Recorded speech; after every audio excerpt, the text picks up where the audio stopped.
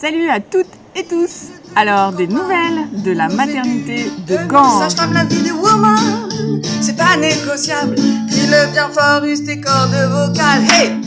Bonne année. C'est 2023, c'est l'année où ils nous auront rendu chèvres, nous les Cévenols. On n'a plus qu'à aller accoucher à l'étable, puisque ça y est, elle est fermée. Mais pas tout à fait fermée, elle est suspendue. On va vous raconter tout ça. Alors, d'abord, le 25 novembre, il y a eu la réunion entre les élus, Garbi, le directeur de la clinique, et l'ARS.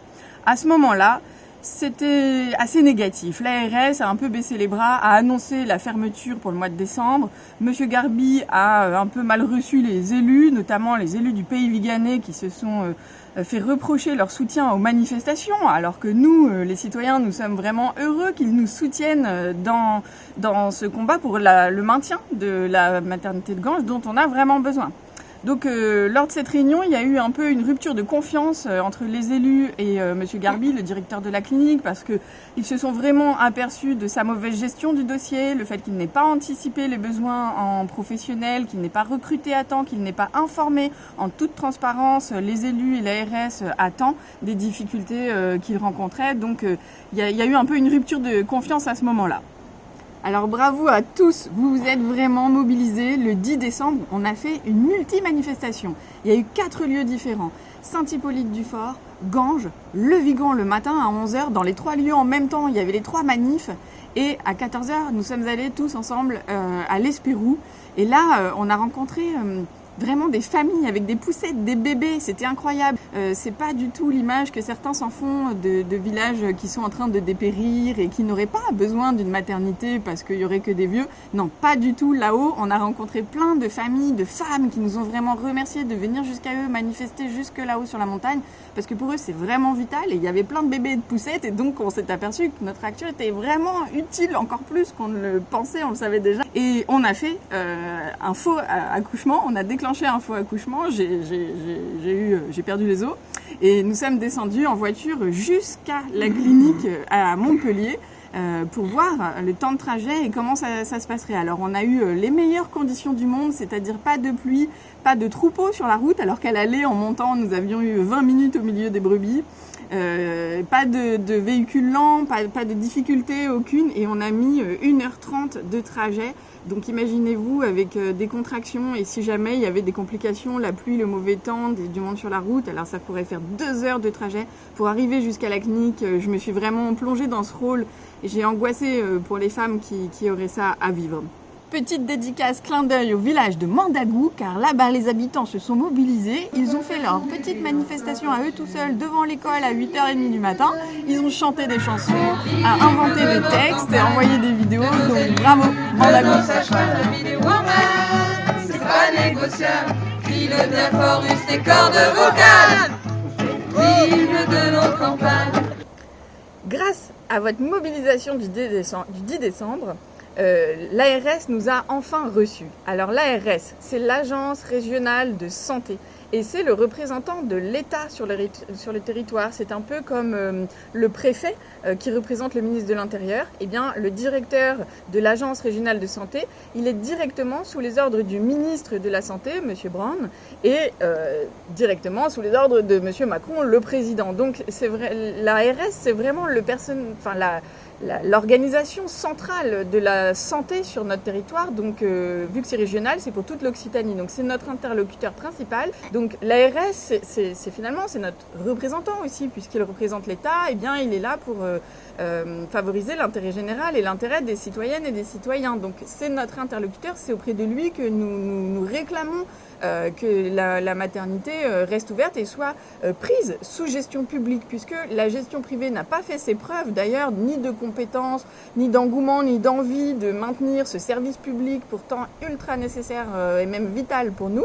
Eh bien, nous demandons à l'État et donc à l'ARS de se substituer et de prendre en charge la maternité de manière sous gestion publique. Et d'ailleurs, M. Garbi, le directeur de la clinique privée, à ce jour, dans le groupe Cap Santé, eh bien, il en est d'accord. Il a dit qu'il voulait bien laisser la clinique à l'ARS et que ça devienne une gestion publique. Il peut y avoir dans les bâtiments de la clinique une partie privée et une partie sous gestion publique, la maternité. Donc nous réclamons ça auprès de l'ARS.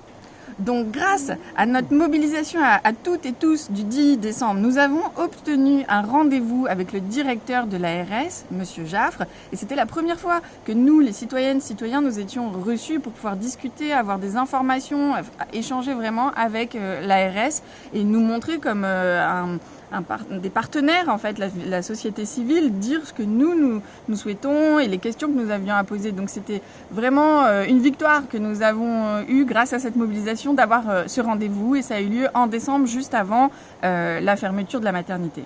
À cette réunion, collectif et ARS, Monsieur Jaffre, le directeur de l'ARS, nous a fait une annonce très importante. C'est que, à ses yeux, et donc aux yeux de l'État, ce n'est pas une fermeture. La maternité n'est pas fermée définitivement. Pour eux, elle est seulement suspendue pour une période pour l'instant indéterminée, mais le temps que des solutions soient trouvées. Donc ça, c'est très important parce qu'une grande partie de la population avait baissé les bras et se disait c'est terminé, elle est fermée, on ne peut plus lutter, il va plus rien se passer. Mais non. Et c'est pas le collectif qui le dit, c'est l'ARS qui nous l'a dit. Pour Monsieur Jaffre, pour l'ARS, c'est une suspension. Donc il y a encore beaucoup de choses possibles pour que ça réouvre, c'est possible et on va s'y atteler. On a eu une autre information, c'est que pour eux, le centre IVG n'allait pas fermer. C'est-à-dire que même pendant que la maternité serait suspendue, le centre IVG, lui, allait continuer. Donc ça, c'était aussi une victoire qu'on a un peu arrachée grâce à nos mobilisations.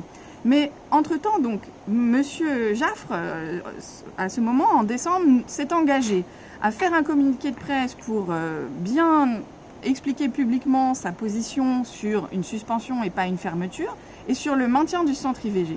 Malheureusement, maintenant, nous sommes presque mi-janvier, il n'a toujours pas fait ce communiqué de presse, et malheureusement, nous savons que le centre IVG a bel et bien fermé lui aussi, donc l'espoir qu'il nous a laissé en décembre est un peu défraîchi. Mais nous sommes bien toujours sous une suspension puisque l'agrément est toujours donné pour la maternité. Les lits sont toujours normalement attribués à Cap Santé. Et donc si on fait un recrutement et qu'on trouve les professionnels et que Monsieur Garbi se mobilise enfin pour réussir à constituer une équipe, et ça on pense nous que c'est toujours possible, eh ben ça peut réouvrir là dans 1 mois, dans 3 mois, ou en tout cas on l'espère avant la fin 2023. Le collectif va continuer de s'engager dans ce sens-là. Malgré les quelques espoirs que nous a donné Monsieur Jaffre en décembre, la situation avec l'État, elle est quand même compliquée. Est-ce qu'on peut vraiment avoir confiance à l'ARS aujourd'hui? Il va falloir quand même établir un rapport de force si on veut que l'ARS bouge avec nous et nous soutienne pour cette réouverture. Parce que à ce jour, il n'y a pas d'actes. Il n'y a que des mots, mais pas d'actes. Et il y a même des actes qui, franchement, soulèvent le cœur. Puisque Monsieur Macron a donné la Légion d'honneur à Monsieur Garbi, le directeur de Cap Santé, qui est donc un privé actionnaire qui détient un groupe privé Cap Santé. D'ailleurs, il a plein d'autres entreprises. Il a aussi des jardineries. Il est multimilliardaire. C'est le journal L'Empaillé. Je vous conseille le journal au passage. C'est la presse libre d'Occitanie qui nous fait un petit descriptif du patrimoine économique de Monsieur Garbi. Et donc, on comprend que c'est quand même un personnage qui fait du Monopoly avec ce qui nous appartient, la santé. On peut pas jouer avec la santé comme on joue avec d'autres objets économiques et d'autres produits. Ce n'est pas un produit, la santé. Nous en avons besoin, c'est vital.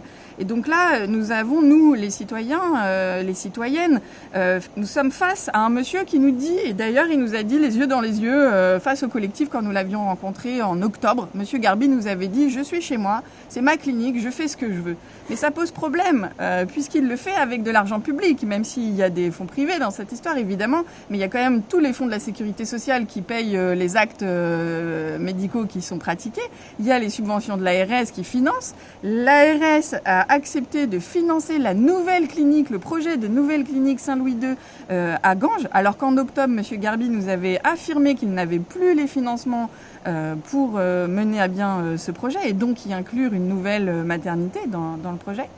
Et donc on a un président de la République qui a récompensé ce monsieur, Garbi, un monsieur qui vient de mettre les femmes en danger par son incompétence à gérer le dossier d'une maternité. Il vient de nous mettre en situation d'accoucher sur la route avec tous les dangers que ça nous propose. Et monsieur Macron n'a pas trouvé mieux que de le décorer de la Légion d'honneur dans la promotion du 31 décembre.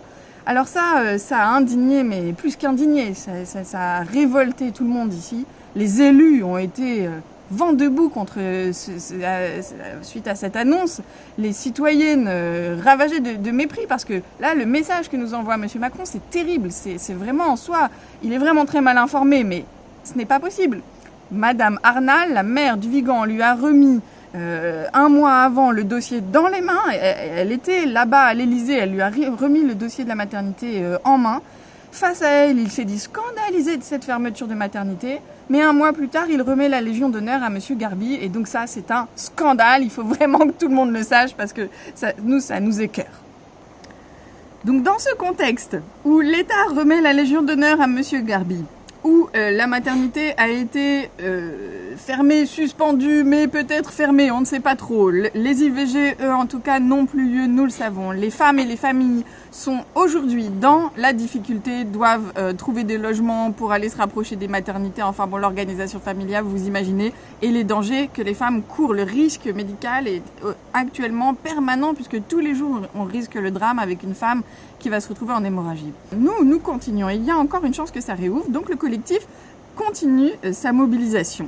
Donc, hier soir, nous étions le 11 janvier. Il y a eu une réunion en Pays Viganais entre les élus, le collectif et tous ceux qui voulaient venir d'ailleurs. Il y a eu 50 personnes présentes. On a fait une réunion de travail hyper productive. On a vu que tout le monde était plus que déterminé. Les élus comme le collectif et les citoyennes et citoyens qui se sont joints à nous hier soir.